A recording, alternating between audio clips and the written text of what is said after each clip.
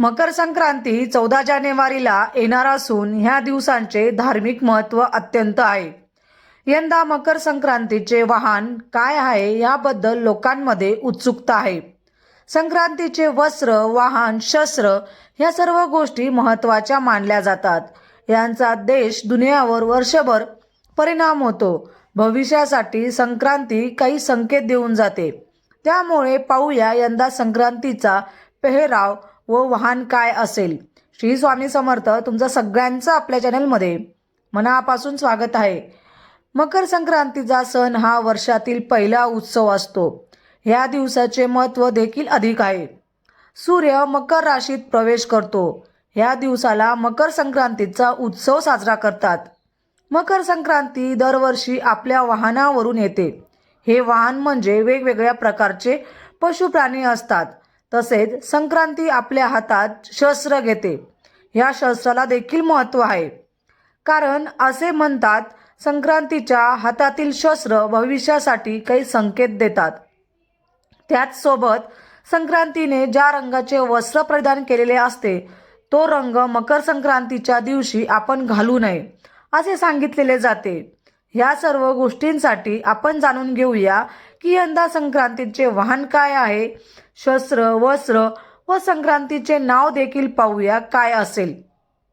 यंदा संक्रांतीचे वाहन असणार आहे अश्व म्हणजेच घोडा. संक्रांती ह्या वर्षी घोड्यावर स्वार होऊन येणार आहे. संक्रांतीचे ह्या वर्षी पिवळ्या रंगाचे पितांबर वस्त्र परिधान केले आहे. त्यामुळे यंदा संक्रांती ही पिवळ्या रंगावर असल्याने तो रंग परिधान करणे टाळावे असे सांगितले आहे. या वर्षी संक्रांतीच्या हातात गदा असल्याचे पंचांगानुसार सांगितले जात आहे. संक्रांती आपल्या हातात गदा घेऊन सशक्त स्वरूपात येत आहे. संक्रांती दरवर्षी आपल्या वाहनावरून स्वार होऊन येते. तसेच संक्रांतीसोबत तिचे उपवाहन देखील असते. यंदा संक्रांतीचे वाहन हे घोडा असून तिचे उपवाहन हे सिंह आहे. संक्रांतीच्या हातात जाईचे फूल असल्याचे पाहायला मिळाले.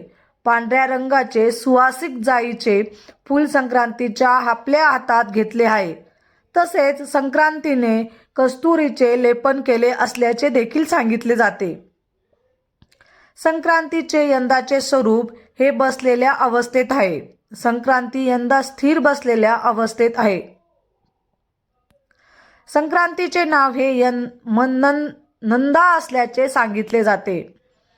ज्योतिषशास्त्रानुसार संक्रांतीच्या पेहरावर भविष्यासाठी अनेक संकेत देतो. यंदा संक्रांतीने पिवळ्या रंगाचे वस्त्र परिधान केले असल्याने पिवळ्या रंगाच्या वस्तू थोड्या महाग होण्याची शक्यता असल्याचे सांगितले जाते. जसे की हरभरा, डाळ, गूळ, सोने अधिक महाग होऊ शकेल.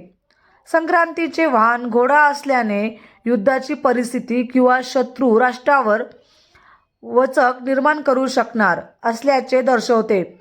संक्रांतीच्या हातात गदा आहे.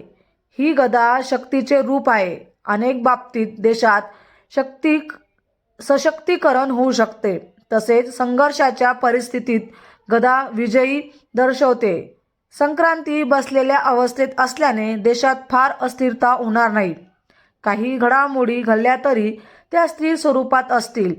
तर अशा प्रकारे ह्या वर्षाची मकर संक्रांती आहे. म्हणून तुम्ही आवर्जून पिवळ्या रंगाच्या कोणत्याही गोष्टी त्या दिवशी परिधान करू नका. तुम्हाला शक्य असेल तर तुम्ही बाकी सगळे कलर करा आणि शक्य असेल तर काळ्या कलरची साडी आवर्जून तुम्ही परिधान करू शकतात. पण मी सांगितलं पिवळ्या रंगाची असल्यामुळे तुम्ही ही पिवळ्या रंगाच्या कोणत्याही गोष्टी त्या दिवशी परिधान करू नका. तर आजची सेवा महाराजांच्या चरणी रुजू करते आणि आजचा व्हिडिओ इथंच संपवते. व्हिडिओ आवडला असेल तर लाईक, शेअर आणि सबस्क्राईब करायला अजिबात विसरू नका. परत भेटूया अशाच सुंदर व्हिडिओसोबत. तोपर्यंत सर्वांना श्री स्वामी समर्थ. धन्यवाद.